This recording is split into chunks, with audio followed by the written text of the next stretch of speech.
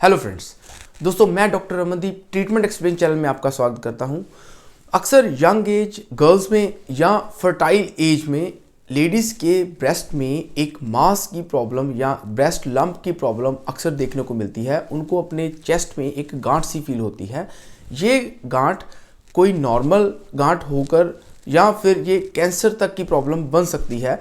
इसीलिए जिसको भी ये प्रॉब्लम होती है वो अक्सर टेंशन में रहता है कि ये गांठ कहीं आगे जाके उसको कोई प्रॉब्लम ना दे या उसके कोई जो कॉम्प्लिकेटेड प्रॉब्लम ना बन जाए। तो आज हम डिस्कस करेंगे कि ये गांठ कब कॉम्प्लिकेट हो सकती है और अगर ये नॉर्मल है तो हमें कौन कौन से टेस्ट करवाने चाहिए जिससे कि हम इसको डायग्नोस कर सकें कि ये प्रॉब्लम बिल्कुल नॉर्मल है, और साथ ही साथ इसके इलाज के बारे में भी बात करेंगे और इसके पीछे होने वाले कारणों के बारे में भी आज हम डिटेल से जानेंगे। तो आइए दोस्तों शुरू करते हैं आज की वीडियो। अगर आप हमारे चैनल पे नए हैं तो प्लीज़ सब्सक्राइब का बटन दबा दीजिए, और साथ ही साथ अगर ये वीडियो आपको इन्फॉर्मेटिव लगे तो प्लीज़ लाइक एंड शेयर भी जरूर कर दीजिए। दोस्तों आगे बढ़ते हैं। तो सबसे पहले मैं आपसे बात करता हूँ कि ब्रेस्ट लंप क्या होता है। दोस्तों ब्रेस्ट लंप यानी कि मांस की एक गांठ सी जो है वो ब्रेस्ट में अपीयर हो जाती है। अब ये जो ब्रेस्ट में है वो अपीयर कब होती है, तो बेसिकली ये रिप्रोडक्टिव एज यानी कि हमारे एज जो 20 या 30s के बीच में है और जो यंग टीन एज गर्ल्स हैं उनमें ज़्यादा देखने को मिलती है। उनमें ये कंडीशन फाइब्रोएडिनोमा कही जाती है और ये ज़्यादातर कई बार पेनफुल नहीं होती और सिर्फ पेनलेस होती हैं और सिर्फ टच करने पे पता चलता है कि ये गांठ वहाँ पे है। और अब जिसको ये गांठ हो गई है उसको एक टाइप का मेंटल स्ट्रेस हो जाता है कि ये गांठ कहीं उसको ज़्यादा प्रॉब्लम ना कर दे। तो ये एक सबसे बड़ा कंसर्न होता है जिसके कारण पेशेंट डॉक्टर को विजिट करते हैं। तो अब उनके मन की शंका को मिटाने के लिए डॉक्टर कुछ टेस्ट करता है और उस टेस्टों के बाद डिसीजन लिया जाता है कि इसको कोई ऑपरेट करवाना चाहिए या फिर इसका कोई मेडिसिनल ट्रीटमेंट करना चाहिए। तो ज़्यादातर ब्रेस्ट लंप जो हैं वो फाइब्रोएडिनोमा की कैटेगरी में पड़ती हैं। फाइब्रोएडिनोमा इस ब्रेस्ट मास का नाम दिया गया है जो कि नॉन कैंसरस गांठ होती है और अक्सर रिप्रोडक्टिव एज में पाई जाती है। तो दोस्तों बात करते हैं कि ये ब्रेस्ट लंप आखिर होता क्यों है। मैं आपको बताना चाहता हूँ कि फाइब्रोएडिनोमा या ब्रेस्ट मास के बढ़ने में ज़्यादातर कोई कारण नहीं होता। मैं आपको कोई डेफिनेट कारण नहीं बता रहा हूँ कि भी ये कारण होने से ही फाइब्रोएडिनोमा होगा। फाइब्रोएडिनोमा में अगर किसी की फैमिली हिस्ट्री में फाइब्रोएडिनोमा की हिस्ट्री है तो definitely there is a chance कि फाइब्रोएडिनोमा उस पर्सन की हो जाए। और दूसरा सबसे बड़ा कारण जो साइंटिस्ट भी मानते हैं और जनरल फिजिशियन या इसके एक्सपर्ट मानते हैं वो है हार्मोनल कॉज। जब रिप्रोडक्टिव एज हो या टीन एज हो, इस एज में जो हार्मोनल फ्लक्चुएशन है वो बहुत ज़्यादा होता है। इसी कारण इस हार्मोनल फ्लक्चुएशन के कारण उस पेशेंट में फाइब्रोएडिनोमा की कंडीशन देखने को मिल सकती है। इन सब कारणों को सुनकर आपके मन में आया होगा कि क्या इस फाइब्रोएडिनोमा को कोई प्रिवेंट करने की भी तरीका है या फिर कोई ऐसी डाइट है जिसको खाकर हम इसको प्रिवेंट कर सकते हैं। तो दोस्तों ऐसा कोई भी तरीका नहीं है जिससे कि हम फाइब्रोएडिनोमा को या ब्रेस्ट मास को होने से पहले हम रोक लें। पर अगर हमारी डाइट प्लान अच्छा है और अगर हमारा हार्मोनल लेवल जो इम्बैलेंस नहीं है तो फाइब्रोएडिनोमा होने के चांसेस उतने ही ज़्यादा कम होते हैं। तो अगर किसी पेशेंट को ब्रेस्ट में मास फील हो तो उसको क्या करना चाहिए उसके बारे में आज हम बात करेंगे। अगर किसी को ब्रेस्ट लंप फील हो, चाहे किसी भी उम्र में हो, उसके लिए एक डायग्नोस्टिक अप्रोच को फॉलो करना चाहिए। यानी कि किसी भी बीमारी को समझने के लिए कुछ टेस्ट करवाए जाने चाहिए।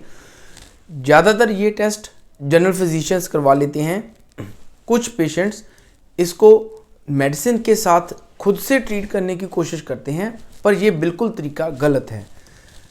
हमें जब पेशेंट में ऐसी प्रॉब्लम पता चले तो उसके लिए हमें कुछ रिक्वायर्ड टेस्ट करवाने चाहिए, क्योंकि फाइब्रोएडिनोमा ज़्यादातर कैंसर में नहीं कन्वर्ट होता, पर फिर भी इसका 1% चांस होता है कि ये कैंसर में कन्वर्ट हो जाए।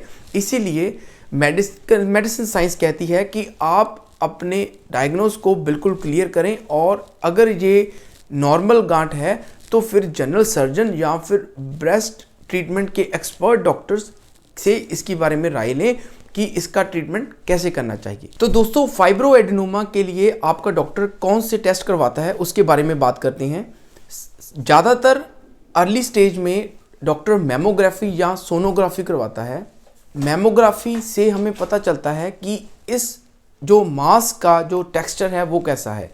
ये एक सॉलिड मांस है कि अगर इसमें ये बहुत ज़्यादा सख्त है, मांस जो है वो सख्त हो चुका है, और दूसरा ऐसा टाइप होता है जिसमें कि ये जो मांस है वो फ्लूइड से फिल्ड होता है, उसको हम सिस्टिक ग्रोथ कह देते हैं या सिस्टिक मास कह देते हैं। तो जो अल्ट्रासाउंड है या मैमोग्राफी है उससे हमें जो फाइब्रो एडेनोमा या ब्रेस्ट मास की जो है वो कंडीशन पता चलती है कि उसका टेक्सचर कैसा है। अगर इससे डायग्नोसिस क्लियर ना हो तो उसके बाद एक बहुत ही ज़्यादा इंपॉर्टेंट टेस्ट किया जाता है जिसको हम कहते हैं FNAC, fine needle aspiration cytology.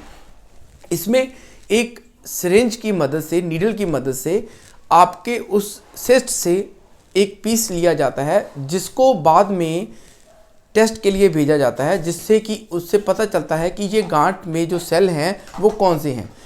ये हर एक टेस्ट ये बहुत इतना इम्पॉर्टेंट है कि इससे हमें पता चलता है कि ये जो ग्रोथ है वो कैंसरस है या नॉन कैंसरस है। कुछ पेशेंट्स में बायोप्सी का भी ट्रीटमेंट करना पड़ता है। बायोप्सी में एक कट लगाकर वहाँ से टिश्यू का सैंपल लिया जाता है, पर FNAC से काफ़ी हद तक इस प्रॉब्लम के बारे में क्लियरेंस मिल जाती है। अब बढ़ते हैं ट्रीटमेंट पार्ट की तरफ कि हम जब डायग्नोसिस हो जाए कि ये फाइब्रो एडेनोमा ग्रोथ है या कैंसरस ग्रोथ है, उसके बाद हम क्या करेंगे उसके बारे में हम बात करते हैं। तो दोस्तों, जो ब्रेस्ट मास है उसके ट्रीटमेंट अप्रोच कैसी होती है, उसमें हमें देखना पड़ता है कि ये जो ब्रेस्ट मास है उसका जो एरिया कितना कवर्ड है, अगर ये सिंगल है या मल्टीपल है, और उसके साथ साथ हमें पेशेंट की एज का बहुत ध्यान रखना पड़ता है कि यंग एज है या ओल्ड एज है। अगर पेशेंट यंग एज है तो कई बार ये जो मास, जब ब्रेस्ट मास की बात करें तो वो खुद से डिज़ोल्व हो सकता है, पर फाइब्रो एडेनोमा की कंडीशन में ये ज़्यादातर प्रॉब्लम नहीं करता।